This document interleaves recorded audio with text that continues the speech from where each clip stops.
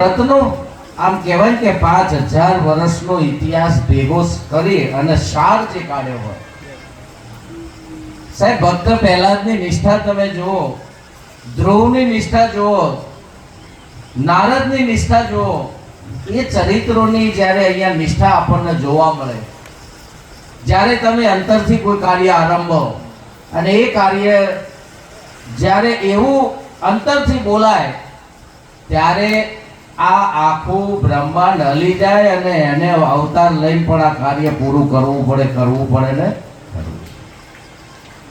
આ એક એવો અંતરનો નાદ જ્યારે મહારાજ બોલ્યા ને કે હું મારો રથ પણ આપી દેવા તૈયાર છું સાહેબ, મારી ગાડી વેચી દઈશ પણ આ સેવા કાર્ય અટકશે. આ શબ્દો થોડા મને દિલમાં લાગ્યા કે સંત બડો પરમારથી શીતળ વાકુ અંગ તપત પુજાવે ઓરન કી દે દે અપનો. આ જ્યારે ઉદય થાય છે ને ભાવના, જ્યારે પરમારથ કરવાની, સેવા કરવાની, ત્યારે એટલી એ ભાવના એ સદગુરુ કૃપાથી ઉદય થાય છે. બાકી કોઈ ઘરમાં કે પાડોશમાં પણ રાજી નથી સાહેબ, ઘરમાં પણ કોઈ કોઈને મદદ નથી કરતું.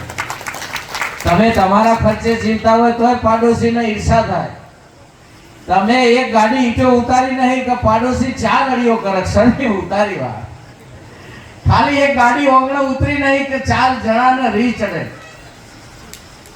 આટલો રાગ દ્વેષ ઈર્ષાથી ભરેલું આજે જ્યારે આ હિલોડા લેતા સંસારમાં સાહેબ જ્યારે સંતો જ પરમારથ કરી શકે છે, બાકી કોઈની તાકાત. સંત જ હાલ જાગી રહેશે અને જગાડી રહેશે. અને એ શબ્દો આજે જે બોલ્યા છે એ ઐતિહાસિક છે અને એ ઘડી યાદગાર બની જાય એવી છે. અને મહારાજે કીધું કે હમણાં મારું મગજ બરાબર ચાલતું નહીં. શું શબ્દ વાપર્યો તો? ડિપ્રેશન. ડિપ્રેશન એ 21મી સદીનો મહારાજ. ડિપ્રેશન વગર કારણે લોકો એમનેમ હેડે જતા ડિપ્રેશનમાં આવી જાય, કોઈ કરવું નહીં. પણ મહારાજની જે વાત છે ડિપ્રેશનની વાત, એનો મેં સાક્ષાત્કાર કરેલો કે મહારાજ હમણાં જ્યારે મહેસાણા વિઝિટમાં આવ્યા ત્યારે મહેસાણા મહારાજ રોકાયા ખરા. મહારાજે અમારી સાથે જે વાતચીત કરી, પણ મને એમ લાગ્યું કે ખરેખર મહારાજ ડિપ્રેશનમાં લાગ્યું. શું છે? મને જાણે એવું લાગ્યું કે મહારાજને જવાબદારીનો ભાર થોડો વધારે છે. કેમ કે મહારાજ જ્યારે બોલ્યા અને જે વિશ્રામ કરીને એમને કીધું કે મહારાજ અહીંયા આજે મારે આરામની જરૂર છે, હું આરામ કરીશ. મેં કીધું સારું, આપ આરામ કરો. પણ એ વખતે એમનો ભાવ, એમની ચાલ, એમનું વાણી વર્તન વ્યવહાર પ્રગટપણે બોલતું હતું કે મહારાજ હાલ જવાબદારીમાં ઠેરાય.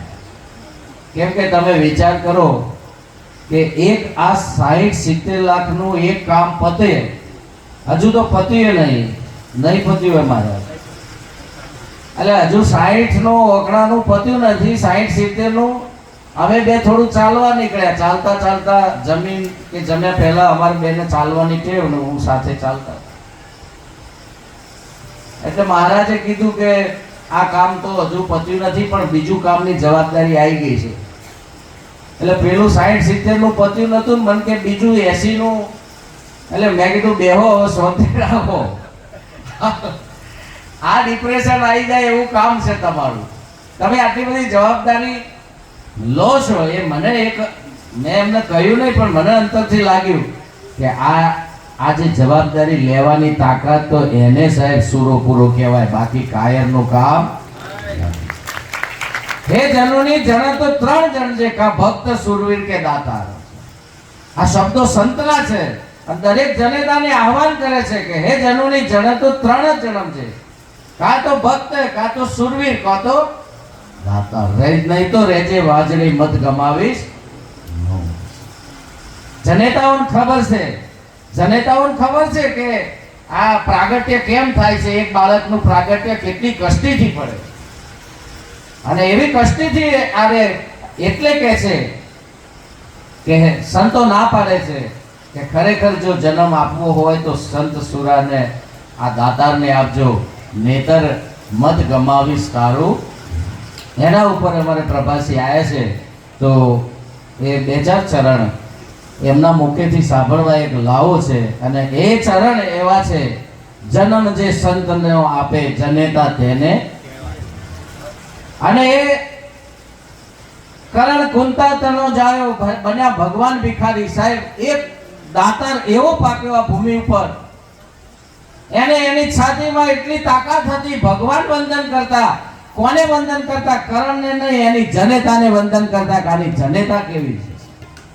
આજે એક જણ આખી સામેની બધી સેનાને ભારે પડી જાય અને સાહેબ બધા હગાવાલા, ખુદ એના પિતા, એની માતા અને તમામ હગાવાલાને સાહેબ કર્ણને મનાવવા જવું પડે કે કાલે તમે યુદ્ધમાં આ ના કરતા સાહેબ. તોય અને એના જોડે બધું માગી લીધું, કવચ કુંડળ અને કેટલા વચનો માગી લીધા. માતાએ 5 પુત્રો જીવતા રહેવાનું વચન માગી લીધું, કોઈને કવચ કુંડળ માગી લીધા. સાહેબ બધું આપી દીધું, પણ એની શુરતા, એની તાકાત, એની દાતારીને કોઈ રોકી શક્યું. એટલે ભગવાન વાહ કરે છે કે જન્મ જે સંતને આપે જનેતા તેને કહીએ. કરણ કુંતા તણો જાયો બન્યા ભગવાન ભિખારી. સાહેબ જીવનની અંદર એવા સમ્રાટ થાઓ કે સાહેબ ભગવાનને માંગવું પડે તમારા દ્વારે. એવી સમ્રાટ, એવી દાતારી સાહેબ ગુરુ ચરણમાંથી જ આ ઉદય થાય છે. બાકી લોકાલોકી જગતમાં તો કાયરો પેદા થાય, બાકી સંતના ચરણે જે પેદા થાય છે એ આવા સુરવીર દાતાર થાય છે. એકવાર કિરણરામ મહારાજને તાળીથી વધાવો. અમે હરિદ્વારમાં ભાગવત કરી, નફો થયો ₹1,00,000 મહારાજ જાહેરાત કરી, ભાઈ આપણો ખર્ચો કાઢીને વધારે મહારાજ ના આલજો. મહારાજનું કામ ઉતારવાનું ચાલુ છે. એટલે અને આજે પણ 1,01,01,111 ની જાહેરાત કરું છું કે હજુ પણ 1,00,000 બીજા એમના આગળના ભવ્ય તીર્થ કાર્યમાં અમારા વતીથી જે થાય એમને અમે મદદમાં, સેવામાં આપીશું. આગળ જે મહાપુરુષોએ અને જે હું કહું, મને મહારાજે બુક આપી હતી, પણ મેં મહારાજ હજુ એ બુક ખોલી નહીં. હું મારા પાડોશીના ઘેર જમવા નહીં જતો, આજનો નહીં. હું ભણતો ત્યારથી નાનો હતો, બહાર જાય ને કે બહારને કીધું છે બાજુમાં જમવાનું કઈ કીધું છે, નિશાળથી આવે તો ત્યાં જમી લેજે. પણ ખબર નહીં ગુણ જ એવા સંસ્કાર છે સાહેબ. કોઈ દાડો મારે જવાની કોઈ દાડો હિંમત થતી, મરું પણ માગું નહીં અપને તનકે. પણ બીજી લીટી સનાતન છે. સંત ને માટે કહ્યું છે કે પરમારથ કે કાજ માગતા ના આવે. આ એક તાકાત છે સાહેબ, જોડી ફેલાવી અને સાહેબ ફર કરવું અને માગવું ને એ સુરવીરનું કામ છે. અને પરમારથ માટે માગવું એ કઈ સામાન્ય વાત. અને એ મહારાજની અંદર એવી છટા છે. અને આ અહીંયા જે શાળા અને જે પ્રવૃત્તિ સાહેબ, મહારાજે ના કીધું કે મારા બધું ઠેકોણો પડી ગયું છે, પણ આ તમારો ઠેકોણે પાડવા માટે આ બિલ્ડિંગો, ભુવનો બંધાય છે. તાળીથી વધાવો કે સાહેબ કોક દીકરીને આશરો જોઈએ, ભણવા જોઈએ, સ્કૂલ જોઈએ, અહીંયા બેસીને કોઈ ક્લાસ કરવા હોય, કદાચ ગામડામાંથી અપડાઉન ના કરી શકે ને અહીંયા રહીને જેને ભણવું હોય, આવનારી ભવિષ્યની યોજનાઓ આવી બધી રહેવાની છે. આ ભક્તોના બાળકો અહીંયા કેળવણી લે છે, સંસ્કાર લે છે. હું જોઉં છું કે માતાજીને ઘણીવાર સંત માતા એમના ધર્મપત્નીને આજ સુધી કેટલીય દીકરીઓને જોડે રાખીને કેળવણી કરીને સંસ્કાર આપીને ભણાઈ ગણાઈને પરણાઈને મોકલ્યું. અને એમનો હાલ દીકરી જેટલો વ્યવહાર પણ એ રાખે છે. માતાજીને તાળીથી વધાવો છે. આખો પરિવાર જેને પરમાનંદ છે. અને આવું જે પરિવાર હોય એવા પરિવારમાં આપણને બધાને મોકો મળે. અને 1-2 ચરણ અમારે પ્રભાસજી બોલે. બોલો સદગુરુ મહારાજની જય. પાછળ બધા લાભ લેજો. આજના અતિ પાવન પ્રસંગમાં પરમ પૂજ્ય કિરણરામ બાપુના સાનિધ્યમાં આ દાસને જે શબ્દ બોલવાનો મોકો મળ્યો છે એ બદલ સદગુરુ કિરણરામ બાપુના ચરણમાં અને પ્રવીણરામ મહારાજના ચરણમાં કોટી કોટી વંદન. ખૂબ સમયથી એમના ફોટા જોતો હતો, પણ આજે પણ મને એમના નજીક બેસવાનો જે મોકો મળ્યો છે, પણ એ કિરણ બાપુના શિર પર જાય છે અને જોરદાર તાળીઓથી બધાએ બોલો સદગુરુ કિરણ મહારાજ કી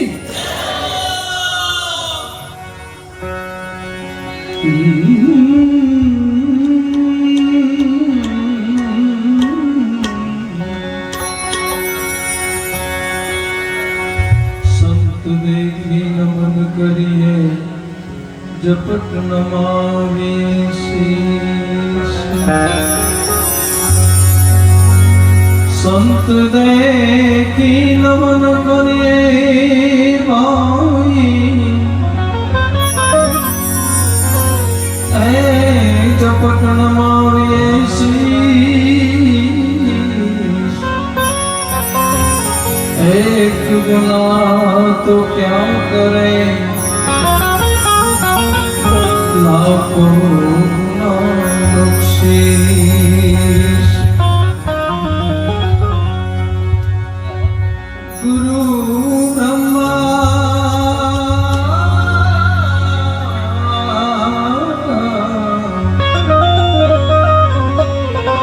गुरु ब्रह्मा गुरु विष्णु गुरु देवो महेश्वरा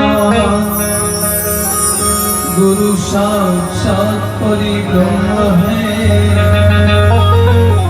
तो उसमें से गुरु है जन्म से संत ने आपे जनेता तेने कहवाए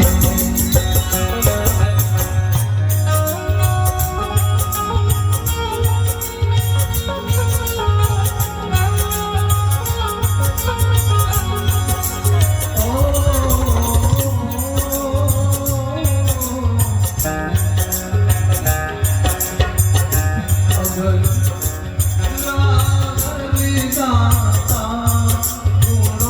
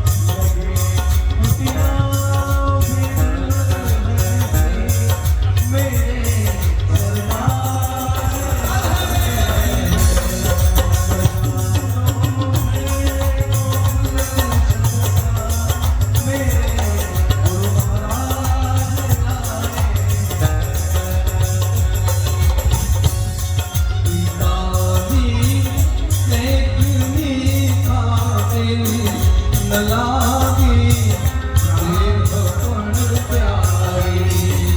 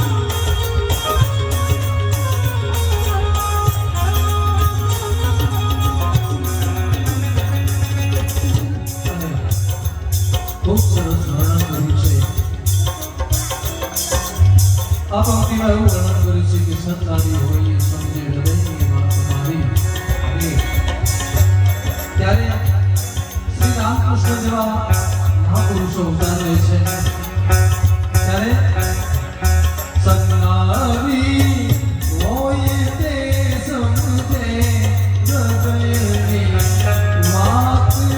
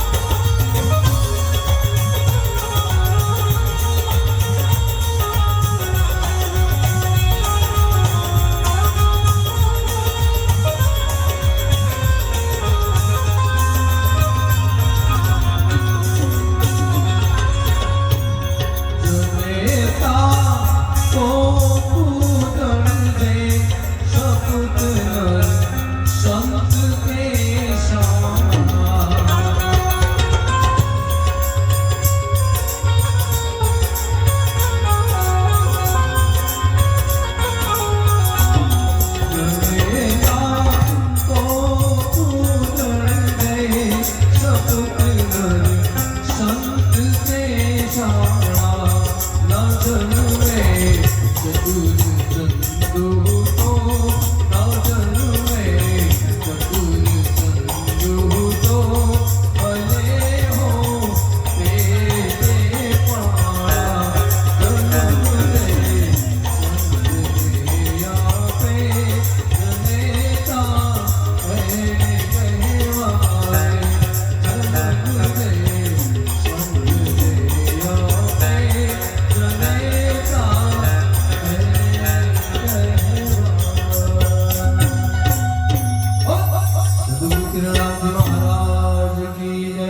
सदगुरु प्रवीणाम जी महाराज की जय।